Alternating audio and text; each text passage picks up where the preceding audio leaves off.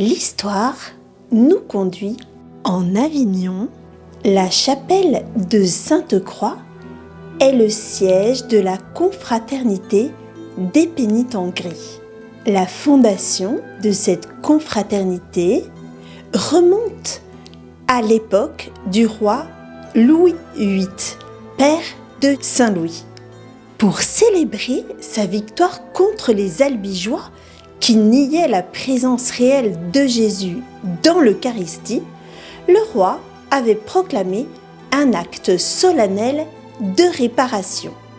Le 14 septembre 1226, fête de l'exaltation de la Sainte Croix. Le roi, vêtu d'un sac de cendres, prend la tête du cortège pour aller prier le Saint-Sacrement à la chapelle de la Sainte Croix. Pour soutenir cette piété royale, une confrérie est instituée pour assurer une permanence d'adoration dans la chapelle des pénitents gris d'Avignon.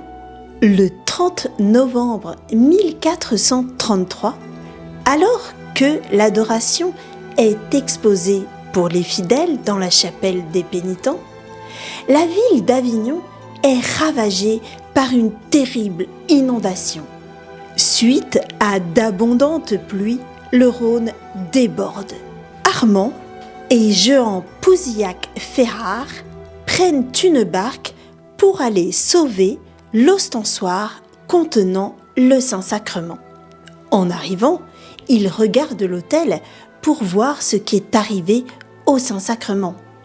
Mais ils voient, à leur grande stupeur, que les eaux sont montées de presque 6 pieds, s'écartant à gauche et à droite comme 2 murs, laissant au milieu l'autel avec l'ostensoir parfaitement sec. Apprenant le miracle, le peuple et les autorités accourent. Ainsi, plusieurs centaines de personnes furent témoins de ce miracle. Aujourd'hui encore, le 30 novembre, on célèbre le miracle eucharistique en chantant le cantique de Moïse après le passage de la mer Rouge. Ce miracle nous rappelle ce que nous dit l'Évangile en Marc 4, 35, 41. Qui est-il donc, celui-ci, pour que même le vent et la mer lui obéissent ?